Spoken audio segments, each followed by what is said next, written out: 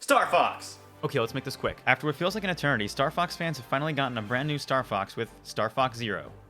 Sort of. The best way to describe Star Fox Zero is that it's a reimagining of Star Fox 64. Andros has once again come back to destroy the Lilat system, and it's up to Fox McCloud, Peppy Hare, Falco Lombardi, and, unfortunately, Slippy Toad to stop him. Slippy here! Slippy, just shut up. So is it worth trying to dust off your Wii U and pop it in? Well, first let's focus on the obvious. The graphics, while nothing incredible, still look pretty good. It's really nice to see the R-Wing brought to you in full HD, as everything on the screen is crisp and runs smoothly. The first level gives you a rush of nostalgia as it takes you back to Corneria, the same first level from Star Fox 64. It's fast-paced, there's a ton of enemies to kill, and all the power-ups you fondly remember are there. The rings, the bombs, the somersaults, and even the cheesy lines, Let's rock and roll! are all here wrapped in a prettier bow. However, in the midst of your nostalgia-fueled ecstasy, you'll notice that something doesn't seem right. While a lot of it is just like it was in 64, there are a couple of changes that are slightly off-putting, such as different bosses, different dialogue, and ways to complete levels that were not in the N64 version. While the levels are different from 64, they're similar enough to make you raise an eyebrow or two when something you remember happening in the N64 version doesn't happen in Star Fox Zero. It makes you wonder why they chose to do a soft reboot as opposed to doing another remake or creating an entirely new set of levels. There are two major changes in the game that most justify it from not being a remake, one of them being the new vehicles. The Walker is pretty cool, as on certain levels you can press A, turn into a chicken, and walk around on land. Some people may recognize this as something from the abandoned SNES title Star Fox 2, and it's actually kind of nice to see it make its debut in an official title. The Landmaster makes a return, but now can also turn into a hovercraft. That doesn't drastically change the way it controls, but it's still pretty fun and will make you wish there were more levels focused around it. And last but not least, there's the gyrocopter. Many people, including our own Game Boy and professional Cuban Broski, were skeptical that the gyrocopter didn't look like it would be fun to use. Well, guess what? I'm here to say that their suspicions were 100% correct. Not only is the copter difficult to use, it dramatically slows down the pace of the game by turning Star Fox into a cross between a collectathon and a stealth game. Also, I may have to apologize to Slippy, as he's no longer the most annoying character in the series. That spot's now reserved for this little bastard. Every time you pick up a crate, deactivate a lock, or turn off a light, he feels the need to pester you. I wouldn't mind so much if he didn't sound like the annoying 5-year-old at a party who recently discovered the joys of helium. Analysis in progress.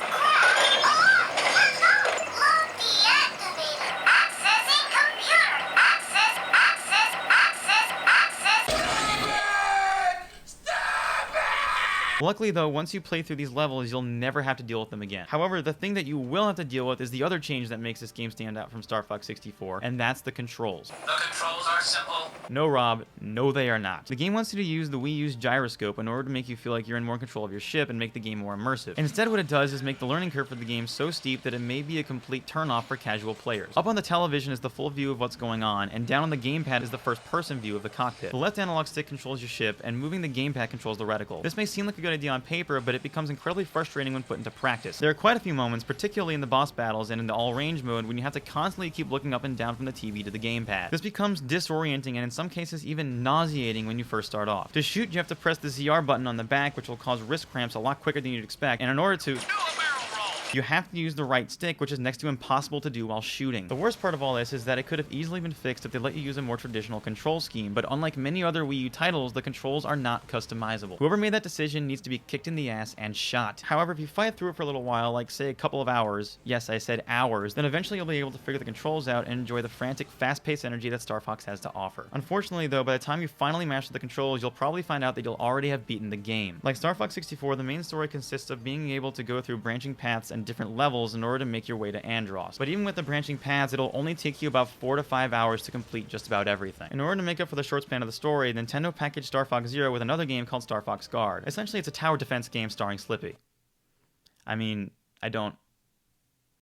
Of all the characters, why would you put Slippy? But as far as tower defense games go, it's pretty good. There are plenty of exciting power-ups and different ways to defend your base, and it can get pretty challenging and even addicting towards the more advanced levels. So at the end of the day, it is just a tower defense game and comes across as a cheap way to justify charging $60 for a game that's essentially 6 hours. It's really tough to determine whether or not Star Fox Zero has enough replayability to determine whether or not it's worth charging $60 for a campaign that's maybe 4 hours, if that. It's so close to being good, but lack of content, a couple of poorly designed levels, and unnecessarily forced awkward controls make it hard to recommend unless you're a hardcore fan of the series. If the price was lower, it would be easier to give it a recommendation, as even with all the extraneous bullshit, there is a game in here that's at least worth giving a shot. Overall, I give Star Fox Zero 43 tacos out of 102 slip and slides. Ready to go!